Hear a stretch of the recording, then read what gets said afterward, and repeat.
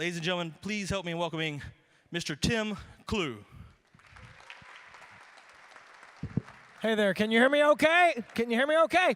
How about Joe Allen doing the big pull, doing all the MC work? Give him a big round of applause, Joe. He sounded, that was hilarious. How'd you even get those voices to do that, Joe? That was incredible. And also, let's give a big round of applause, to the Commander-in-Chief, the big kahuna, Mr. Alan Dobbins. Of course, I got that name written down. You can't mess that one up, right? Alan, I had an opportunity to actually meet and talk with Alan, and he's so great. He's cool. You can tell just by talking to him, he's not really listening. You know what I'm saying? He's got that skill, that talent. He just pretends to care, but he's dusting you. He's out there on the links. He's doing something else. He's got finance going through in his. He's got data points. He's selling software. He has got it down, the stare and care. You got to have the stare, and I pretend to care. But Antonio Rajan, you ever talk to him? He doesn't give a shit. He doesn't care at all. He makes it all up. He just got the accent. He's like, well, I feel this is very incredible. I think this is very important. And I feel very positive that this is a good auto starter gear. This will be the best one we've ever had. And then I'm talking Indian, and he's actually English. What the hell is my problem? He's a man of two coats. Thank you, Antonio. Thank you, Alan. Thank you, Alan. All right. I'll tell you. So here's the key. The key to this session right here, going successful, you know what the key is? Lowering expectations. That's one of my great skills.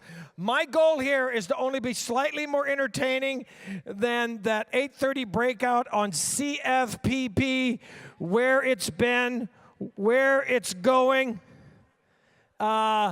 winning the information war, leveling the playing field in BHPH, sales. If I can be more interesting than that, then I feel like I've won the day. Let me tell you, I don't know what it is exactly that everyone does here. I have an idea, right? You're in auto financing or you're in auto sales, one or the other, right? I know that. But it's more complicated than that, isn't it? You have to get people to purchase something that is not in their own best interest, and that is damn hard. That is tricky, tricky, tricky business.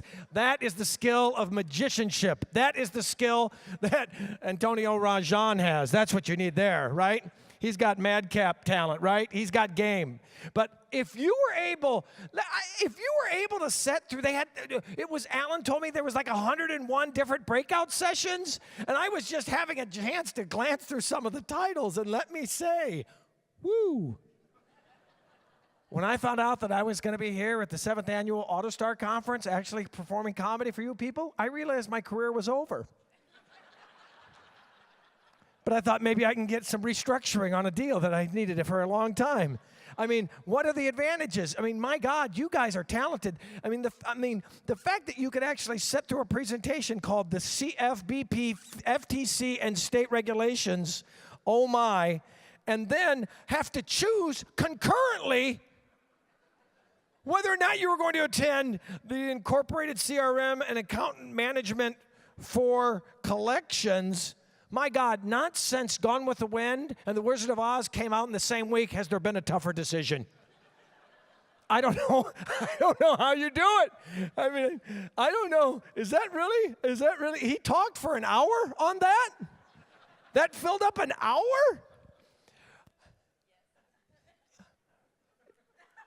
And none of you were on drugs?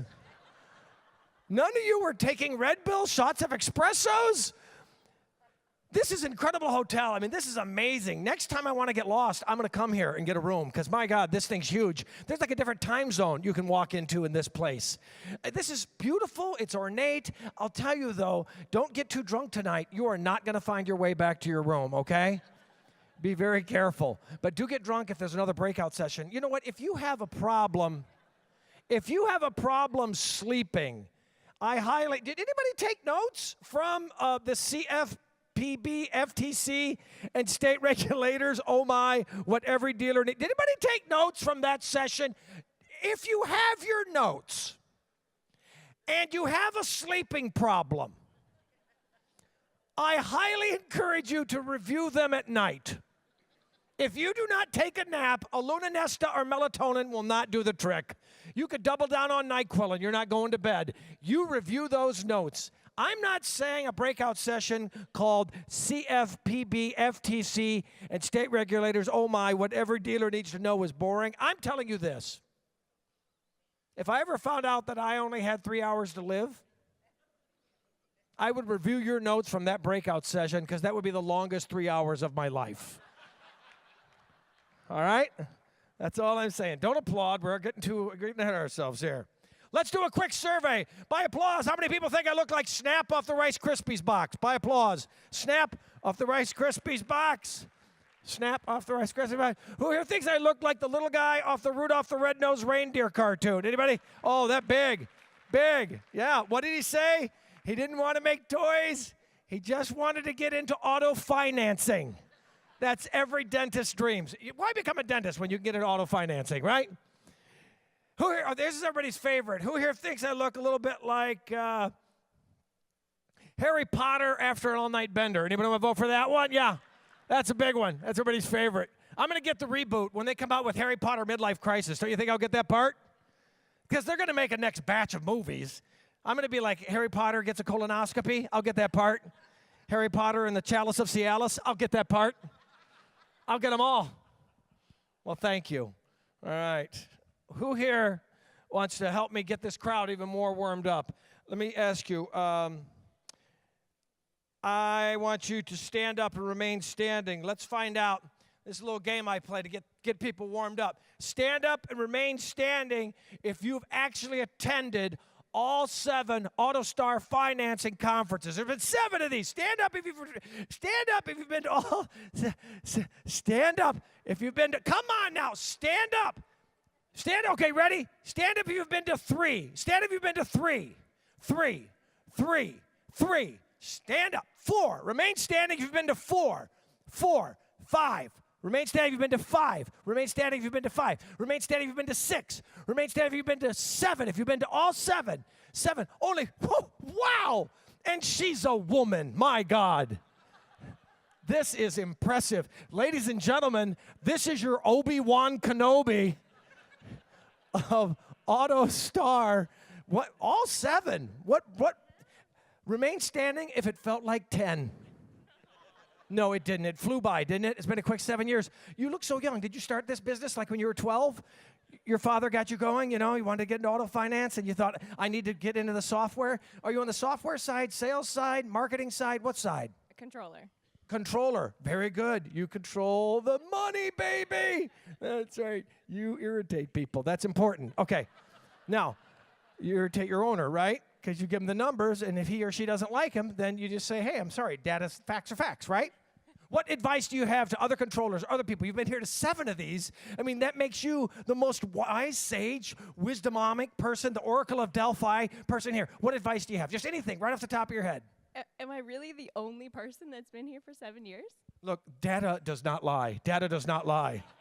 These are real figures. I don't think anybody. Are we have some sandbaggers? Do we have some people that are lying? You've been to. You look. No, you don't. You look. Some of you are intruding. You've never been here. You don't really. You're not in the auto financing business, are you? You look like you look like you should be in the children's theater. Really, it's what. That would be like how I would cast you. You and me. We do Harry Potter, Midlife Crisis. She likes, okay, I'm already getting inside data that I don't want to know. You know what he said to me? She likes mechanical bulls. Now, why do I need to know that?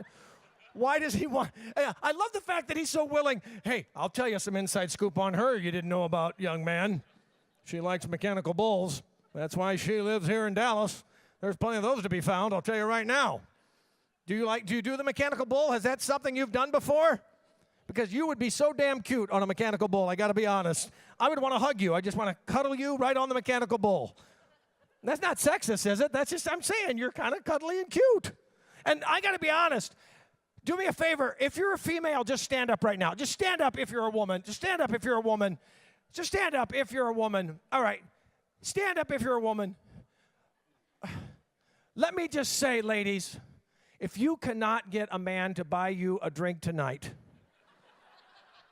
I have to say, get thee to a nunnery. It's never going to happen, okay? And that's harsh, I know. But I'm just saying, this is the best opportunity you've ever had. It's slim pickings. Now, remain standing if you're single. If you're still single, remain standing if you're single. No, stand up, stand up. Here is the available inventory. Now, this is. I hate to put you on the spot. Both of you are very attractive women. Even if you were like a well-dressed, dapper man, you could be attractive in this group tonight. I mean, this is like an MSNBC prison lockup crowd here. You guys, I'm telling you, just walk out there. You don't have to shake your goodies or anything. You just have to be there, and the men are gonna come flocking. I guarantee you. They will not. I mean, seriously, this is. Look at these men. This is low-hanging fruit. This really is. I mean, this is low-hanging fruit. You don't have to go riding your bull tonight to get off your giddy, to get off your, to get off. I don't mean to say that was horrible, horrible. I didn't mean to say, Alan, that's your fault. What do you do, mister, for your fun? GPS tracking. GPS tracking. He does GPS tracking. That's what he does in his spare time when he's bored. He wants to do some GPS tracking. Stand up and remain standing. If you've ever got a speeding ticket, stand up and remain standing. If you ever got a speeding ticket, remain standing. If you've ever gotten two, more than two, more than two, more than three, more than three, more than four, more than four, more than four, more than four, more than four. Remain standing if you should be driven here in a limo. Remain standing if you should get one of your rent-a-cars and have your controller drive you here. Four? More than five? Anybody want more than five? Five? Are you here doing speed dating? What is happening? I mean, usually the women, we know that you can have a lead foot. What? Where do you live? 4 or 5? Where do you live? How could you have that voice and ever get, do you get pulled over and then they let you off? Not always, no. No, I have a lot of tickets. Arlington, are you planning on practicing for NASCAR? I mean, that's a lot of tickets. Do you have your license? No, she doesn't. All right, truth, lovely. Good, thank God. Okay. Why don't you two carpool and you guys can create a little death trap for everyone here? There would be. So, where do you live? Graham, Texas. Do they have a lot of policemen traversing the roads, preventing people from driving too fast? Yes, we have 4 state troopers that live there. So, and that's your excuse, right? You have too many police officers. No, your excuse is? Stopped counting at 42. That was 3 years ago. 42. Fantastic. Wow, he says that with a scary degree of pride and makes you look like one of the best citizens I've ever met in my life. 42. I've gotten a lot. That's why I ask. I like to go a little fast. Me too. Yeah. But I mean, doesn't that add up? I mean, are you on the finance side because that's pricey? I would be, yes, finance and sales. So you know the ROI on 42 speeding tickets.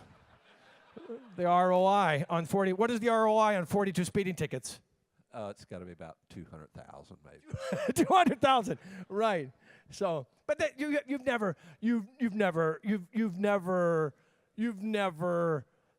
you're terrifying me. I'm not going to ask you the question. I was going to ask it, then I thought, no, I better just step aside. Stand up! Thank you, by the way. Thank you for being so honest. I've been doing this question and answer thing for about, 5 years, and 42, that deserves a prize. I don't know what prize it is, but I'll give you a laser taser. Next time you do a PowerPoint, you can pop somebody in the eye, tase them right there. Boom. Pay attention to the slide. Who cares? CFPPMICKAYMOUSE. Just bam, bam, bam. Pay attention. All right. Stand up and remain standing if this is your first time at this conference. This is your first time. First timers. Give our first timers a round of applause. First timers at the Auto Star. Pay here, pay now, pay later, pay when you can. Remain standing. I'll tell you right now, Dobbins did not expect that this would be the show that he bought, okay? But remain standing. Be honest. If this is your last conference, you're tired of this bullshit. You're done with it. You're out of this business. No one's buying new cars, used cars. No one's buying, what do you're just going to get into his car and go speeding. That's all you want to do. Little drinking and driving. It's fun. Try it out. It's fun. Go out on the plains, right, where nobody cares. All right, so stand up and remain standing. If you've ever hit a deer, hit a deer. One deer. Ever hit one deer? One deer. Remain two. Remain standing. Two, of course. Let's remain standing if you've killed 42 deers. Remain standing if that's how you hunt. That's how you hunt, isn't it? He gets a rent-a-car from the lot. He gets the insurance on it. He puts the dims on. Late at night, bam, bam, bam, bam. You don't need a gun if you've got what you've got, pal.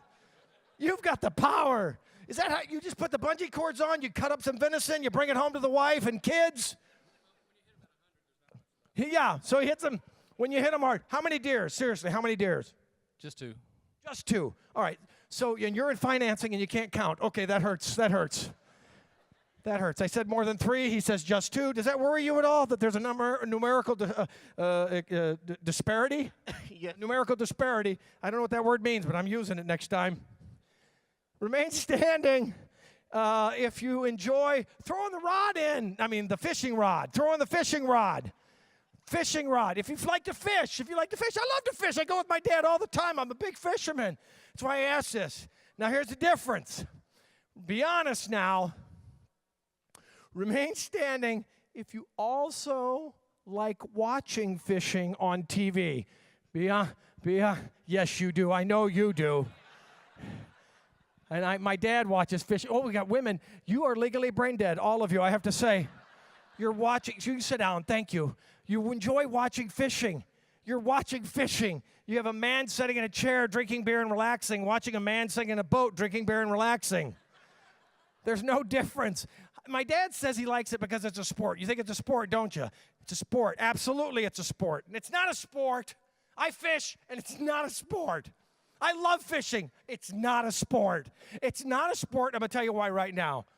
It's not a sport if your equipment is pork rinds, cheese whiz, and a Budweiser. It's not a sport if you can actually gain weight while you're doing it. That's very rare in athletics that you can get fat and actually call it a sport. It's not a sport when your opponent has no limbs and can't breathe oxygen, okay? Does that make sense? Okay, so now you know it's for fun, and that's okay. You fun out there, and you enjoy watching the fun, and that's fantastic. Hey, give all my stand-up, remain standing people a nice round of applause. I got a joke for you. So there's a security fence that broke at the Capitol. You know what happens when a security fence breaks at the Capitol? They got to put out a bid. This is a contractor joke. And they got to bid it throughout the entire state. Let's pretend it happened in Texas, Austin. Little security fence, little dent, no big deal. Truck hit it, made a dent in it, so they have to bid it out. Right, here's what happens. A small-time contractor from Houston steps up to the fence, and there's an intern, a little political intern, taking down the information. He stands there, he looks at the fence, he eyeballs it, he gets his tape measure out, he writes down some computations, and finally he scratches his head, and he says to the intern, he says, all right, I'll tell you what, I'll bid this thing at $900, okay? I got $300 for my man, I got $300 for materials, and I got $300 for me, for my work and my services. How about that? He says, that seems fair, and he writes down $900. So the next gentleman stands up, the next contractor, as he walks away. He's from Austin. So he's kind of, he's liberal. He's fancy pants. But he comes up, he gets out the tape measure. He measures the hole in the fence. He puts down some computation. He's really thinking about it hard. He's a citizen. He's a civil servant. And he says, all right, I'll tell you what, $700, $300 for materials, $300 for my men, and I only take $100, only $100 to have the honor of fixing the Capitol fence here in Austin, Texas. He says, wow, that is really, really nice. He writes down $700. Last guy waits for the other two to move away, doesn't get out a tape measure, doesn't get out his pencil, pure Texan. 100% from Dallas, got the big hat on, the cowboy boots, looks at the young intern, he says, okay, son, I'll tell you what it is. It's $2,700. He said, well, how did you come up with that? He says, I'll tell you. 1,000 for me, 1,000 for you, and we'll get that idiot from Austin to build that stupid fence.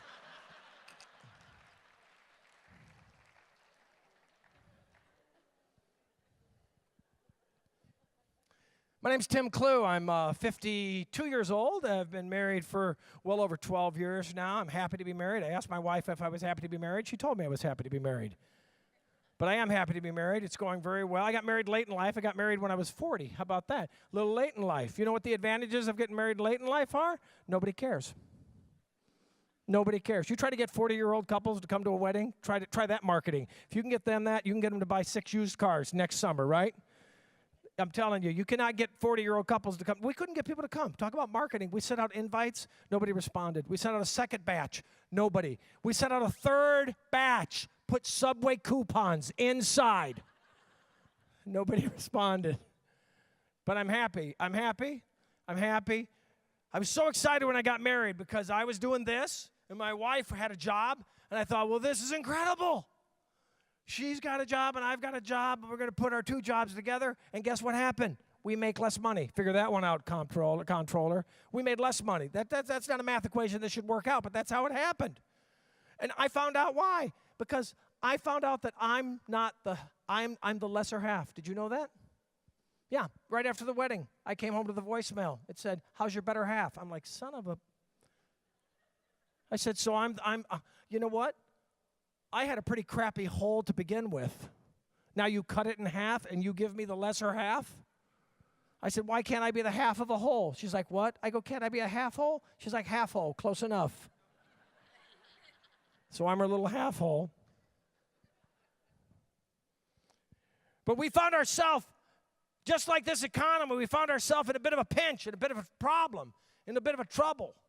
And we had to figure it out. We found ourselves in a little bit of debt. Now, I'm not going to ask anybody, is anybody in debt? But I feel like I'm here. I'm brought here because I feel like I'm the profiled person that you need to understand the next time you want to help them make a payment on a car that they seem unwilling to make a payment on. So I find myself in debt, but here's the difference. I just had a different attitude because I used to be in a little bit of debt and it bothered me a lot. Now I'm in a lot of debt and it just bothers me a little. And I'll tell you why. It's because I finally figured something out, and this was my plan. I don't know if other people as controllers do it this way, but I finally figured out, you know what? I'm not paying it back. Son of a biscuit eater, that was really a big move. That changed the landscape. We're not paying it back. My wife's like, we got to pay it back. I'm like, why? We've been trying to pay it back. What'd that get us? That got us debt. Let's try not paying it back and see what happens. I'm like, we can't pay it back. I know how to do math. We can't pay it back. I've hit the number. I barely passed 8th grade math, but I knew that I hit the number. Everybody's got a number. You got a number. I got a number. We all got a number. Here's what's key. You don't even know what the number is until you hit it. And then one day you're just going through the MasterCard, the Visa, the Discover, the Amex, the mortgage. You're adding it all up. You look down and think, wow, I can never pay that off. I could work my entire life for AutoStar Financing yearly conference and never make that money right there. Honey, I'm going to Target, buy a flat screen and a TiVo. Follow me. Let's go. We're going to have some fun. Yeah, we're going to go to TGIF.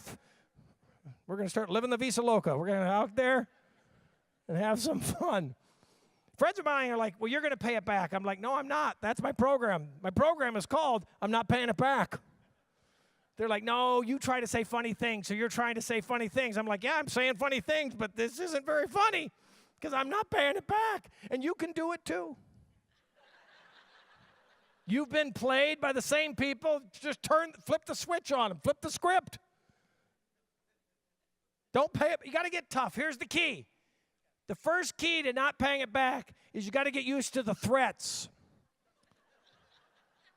Because they're going to come at you with threats. They're going to say things like, Mr. Clue, we see no payment to post to this account for 17 months. And we are now becoming somewhat concerned. I said, well, I'm somewhat concerned about it too. He says, well, what would you suggest that we should do about this? I said, I got to tell you, I'm stumped. I'm broke too, so if you got any ideas, I'll work with you. I said, hey, we got to think outside the box on this one. How about we put it on your visa because mine's maxed out? He says, Mr. Clue, you simply do not understand. You must make this payment, and you must make it soon. I said, now, look, I don't think that's going to happen. He said, look, you are not capable of just continuing to not pay. He said, Mr. Clue, if you don't pay this off, we're going to take everything you own. I said, hey, great, because I own none of it. Everything I purchased, I bought with money that you thought I had. Whose fault is that, Chase? Lesson learned, lesson learned. You know how hard it is to teach a child the lesson of compound interest? That's a very difficult thing to teach. The problem is, sometimes when things get tough, you don't anticipate what is good and what is bad. And you got to figure out that when things get tough, that something really good can come out of the bad. Like take, for instance, when I got into debt, I had a debt collector that I consider to be a pretty damn good friend. He called in twice a week and checked in on me. He called in, he's like, Mr. Clue, this is John from Chase. How are we doing today? I said, damn it, John, it's great to hear your voice again. Sorry I missed your call last week. Just been busy out shopping at Target. But it's the other guy I don't care for. That's the guy who seems to get too involved. And I think Alan was talking about this, the idea of keeping emotion a little separate from the business. You know, obviously this is part of a culture. This is a family. This is something that you do because you love, and that you love the game, right? And that's exciting. But you know, there are some people that get too involved in the process. They get too involved. This guy calls me up. He's like, "Hello, Mr. Clue. This is Jim from Bank of America. How are we doing today?" I said, "Jim, I'm fine, but it sounds like you need to go potty." He says, "Mr. Clue, do you realize that you have a past due debt that, if not paid immediately, will have permanent and irreparable damage upon your credit rating? Are you aware of this?" I said, "Jim, I'm not only aware of it, I had a lot to do with it."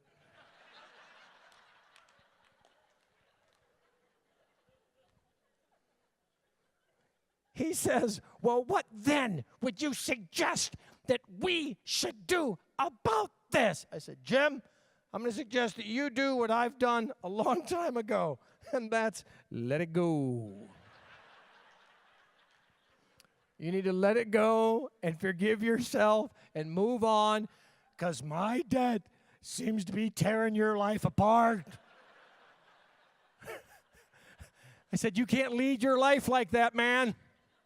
You got to look at the good things, the good things, the good things you've done for me."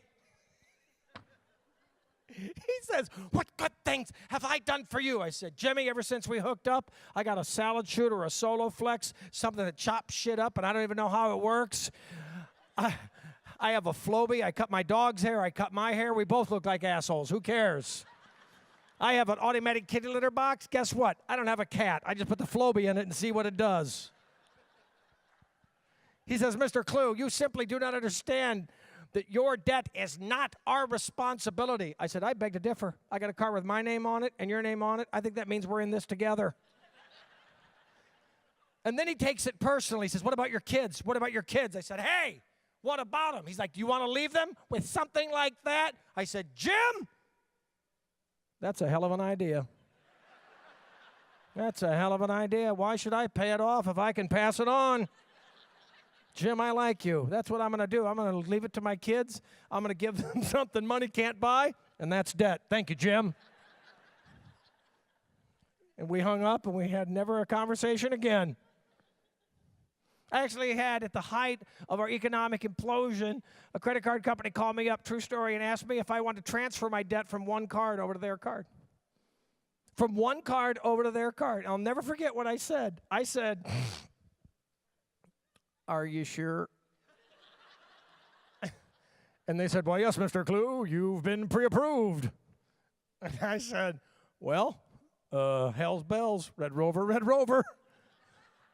Send it on over, but know that this transaction might not turn out like you originally had planned." And they did. One company had my debt. Now that company had my debt. And then they called up like 8 months later and asked me, get this, when I was going to start making payments. I said, that wasn't my end of the deal. You asked me if I would switch, which clearly I did. If I had money, I would have never used your credit card in the first place. He's like, how are we to ever know that you never had any intentions of ever paying this off? I said, hey, you're Discover. Guess what you just found out?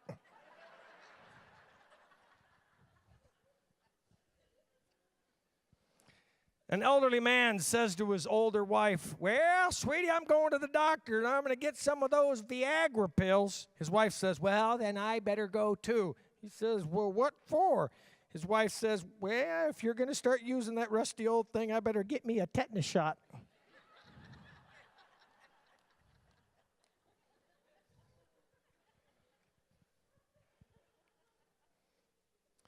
You know what I like about this group is that you seem to have fun. You don't seem to take yourself too seriously. And you work in the sales of cars. How cool can that be? I mean, that's a cool thing. It is. People do boring things their entire life. Now, I understand you had to go to this. And that may not have been the highlight, although for me, seeing you here and making fun of Antonio Rajan was my personal highlight. But here's what I'm saying is that it seems like you have a sense of community, a sense of family, a sense of shared experience. And if you don't have a sense of humor, then you're not going to get through anything. My dad had a great sense of humor. My mom did too, but they were different. My dad, true story, when I first found out that he was a funny man, it was in fourth grade. It was Halloween. We started to run out of candy. And my dad started handing out bouillon cubes. Now, come on, give it up. That's pretty good, don't you think? Hey, kids, how you doing? Beef, chicken, beef, chicken, beef, chicken, beef. Trick or treat that, you little bastards. Some kids walking around. I thought it was a caramel. I think he gave us chicken broth. Is it beef or chicken? Shut up. I hate that guy. Last year he gave us croutons. I'm not going back. But obviously you're doing what you do best. You're doing what your core competency is. You know, the worst thing my mom ever did on Halloween was put my dad in charge of costuming. You know what happens when your dad takes over costuming? Oh, my God. One year you're a hobo, the next year you're a bum. What's the difference? One year I was a pirate with an eye patch. He told me to be a homeless pirate. One year, and I'm not making this up, it's true, he told my brother and I to just go as the next door neighbor. I'm like, what? He goes, pipe down, give me the big Snickers. I'm like, Dad, how do we go as the neighbor? He handed me a monkey wrench, told me to go knocking on doors saying, hey, buddy, you mind if I borrow this? That was the costume. A monkey wrench and a phrase. My mom, she was funny, but she didn't know that she was funny. She would just say funny things. She would practice giving us setup. She'd say, that's it. That's it. That's it, young man. I will not tell you again. I'm like, good. I don't believe I was listening the first time. We're on the same page. I think we can work this program out. Mister, I've had it with you. I've had it with you. I'm at the end of my rope. You ever hear that one? I'm at the end of my rope. I'm like, well, then you need to hang on and go for the ride. We've got work to do. I'm going to spell a poopy head with a can of Cheese Whiz on the couch. We got to get things done. I've had it with you. I've had it with you. Would you like to see my head explode? Is that what you want? Because my head is about to explode. Is that what you want? I'm like, that would be pretty cool. I've got a science project. I get your head to explode. I think that's extra credit, don't you? I've had it with you. She'd say that. She couldn't get off. I've had it with you. I've had it with you. I've had it with you. I have simply had it with you. I'm like, well, then have it with somebody else.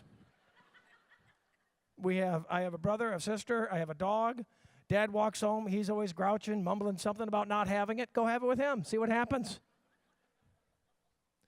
It's always interesting how long that joke takes to penetrate the crowd. It's very... My mom would use words that we couldn't even figure out. Anybody have that one? We need to skedaddle. Let's not dawdle. We've been lollygagging. My favorite was in 8th grade. She told me not to dilly-dally. Let's not dilly-dally. I'm like, gross. How did she find out? My goodness, I will never dilly my dally again. We're done with that one right there.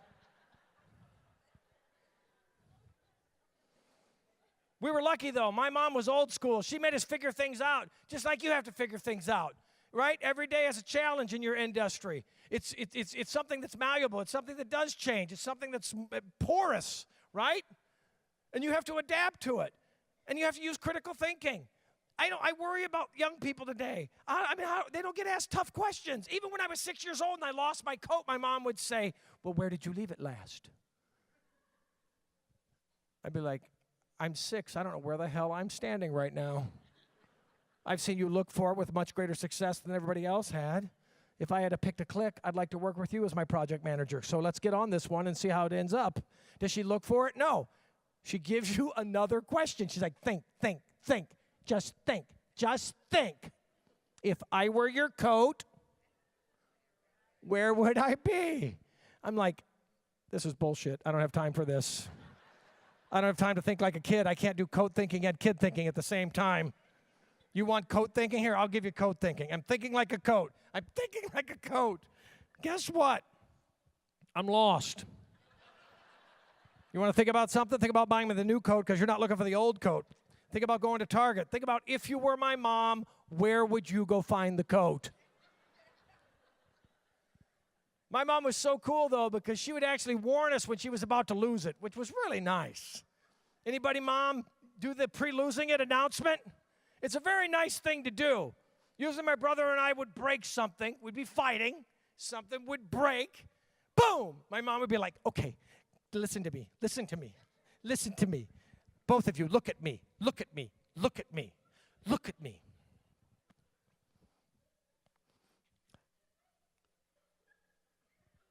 I'm losing it. No, look at right here, you both. Look at me, look at me, look at me, look at me. You look at me, you look at me. Do not look at me. Do not look at me. Then she'd tell you not to look at her. Then she'd snap, turn around and announce, that is it. I have completely lost it. I'm like, Mom, calm down. Just think, if I were it, where would I be? My brother's like, you can't talk to her like that. I'm like, she doesn't even know where it is. My mom's like, you wait until your father gets home. I'm like, shoot, he'll find it. He knows where it is. He's seen her lose it way more than everybody else has. That's how it worked. Your mom would lose it. Your dad would find it. He'd come home and you'd get it. You didn't want it, but you'd get it. Let me bring my 7 or 6 improv synergy sentence experts. Let's give them a big round of applause. We're going to do some live auto star improv right now. And here are my happy contestants. Let's bring down, I wrote them down here. You know who you are. Hold on. Here we are. Antonio, Joe, Shane, Alan, Fatima, Paulin, and Efrat. Or Efrat, is that how you say that? Come on down. Give me a round of applause. Come on.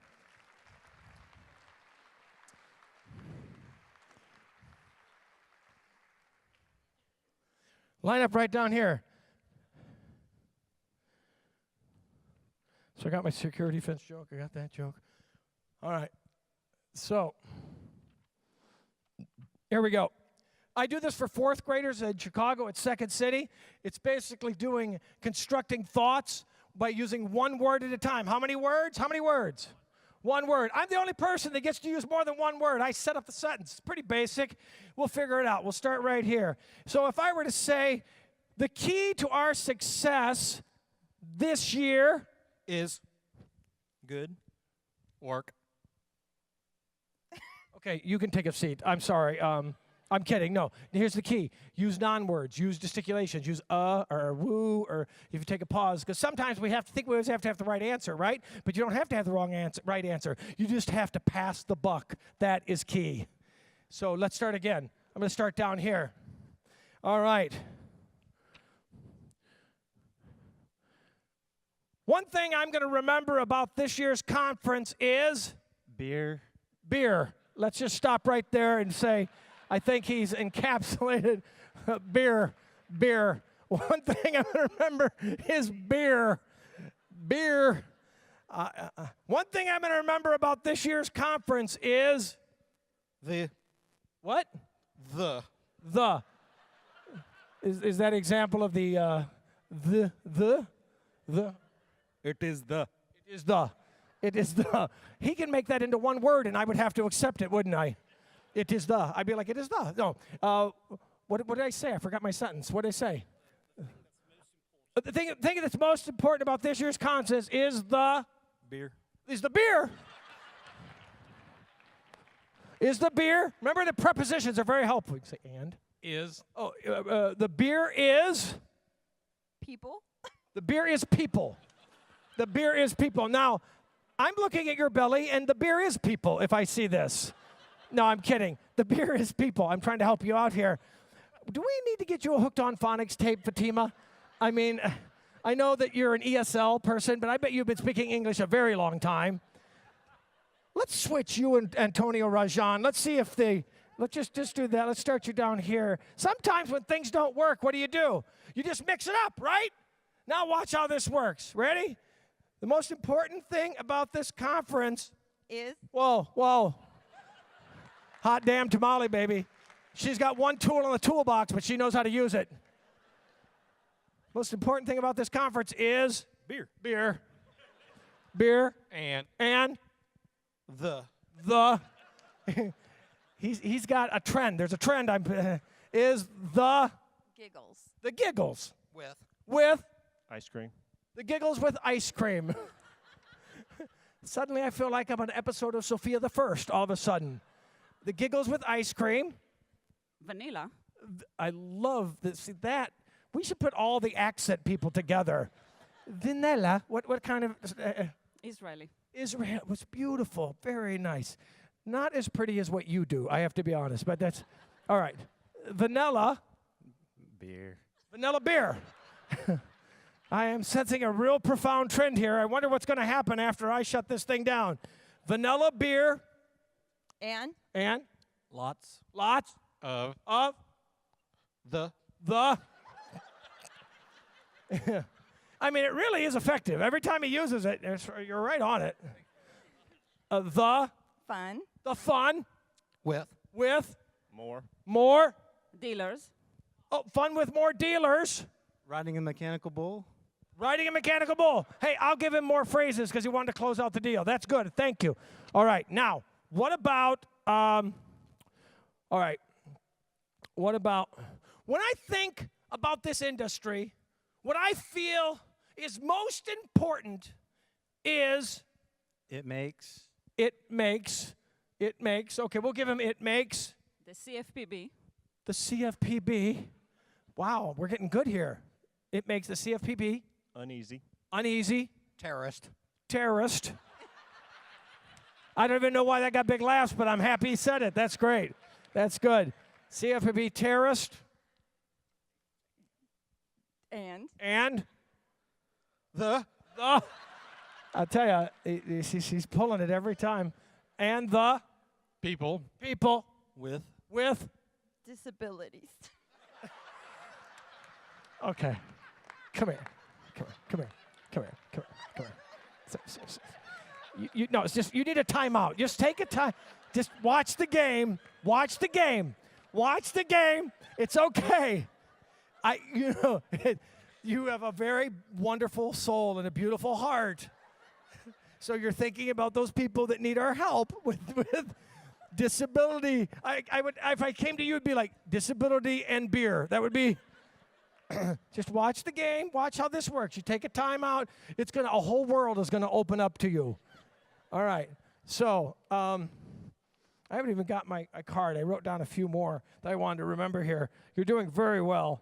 So, the most frustrating part about what we do is Everything. everything. Choosing. Everything choosing. The. Everything choosing. Okay, we're going to start. Actually, you know what? You're back in this game. You're back in this game. Everything choosing the most. What was the sentence I said again? Everything. The most frustrating thing about what we do is No. Business. Business. Of. The business of People. people. I don't know. With. Yeah, no, it works perfect. He's doing very good. Business of people with Disability. disabilities. Right there. That was good. Oh, very good. Oh, see, Fatima, you brought it back in. You really rocked it. I mean, you take a little time out and boom, you bring it back to the top. This is so much fun, but we have to wrap it up. I know you guys are going to, have a party and celebrate and commune, and I just want to tell you, you guys have been great. Let's just talk about what if my son or daughter was thinking about entering the world of auto financing. The thing I would tell them most is Do it. do it. The best. Do it the best. You. You. AutoStar. Do it. I have. That was product placement, right? That's do it the best. You AutoStar. Clients. Do it the best. You AutoStar clients. Show me the money. Show me the money. Very good. Beer. Beer. Laugh about it. Laugh about it. Very nice. And now let's try to go around again. And you can use like woo or hot damn tamale baby or let's do it. You can use it. All right. Ready? So laugh about it. And enjoy. Enjoy. Have fun. Have fun. Make money. Make money. Have a blast. Have a blast. Persevere. Persevere. Fight. Fight. Good time. Good times. Party on. Party on! Give him a big round of applause. Good job. Go take a seat. Take a seat. Take a seat. Fatima, I love you. You did a great job. Hug it out. Give my rock star a big round of applause here. They did that excellent. And you know what you need most of all? You need good friends. You need medium friends. You need rock star friends, but you also need a loser friend. I'll tell you why you need a loser friend. Because when you're having a down day and things aren't going well, the numbers aren't adding up, the cars aren't flying off the lot, you need a loser friend that you can call because their life is always a little worse than yours. And you know that you can talk to them and they're going to pick you up. Now, here's the problem. Many of you are thinking, and don't look to the right or to the left right now. Don't do it. Because I know you're thinking he's your loser friend. You're thinking you're his loser friend. But you can't tell him. You got to keep it a secret. You don't go break bad on your loser friend. That's your own personal little secret, okay? I have a loser friend named Bob. Every time I'm having a down day, guess what?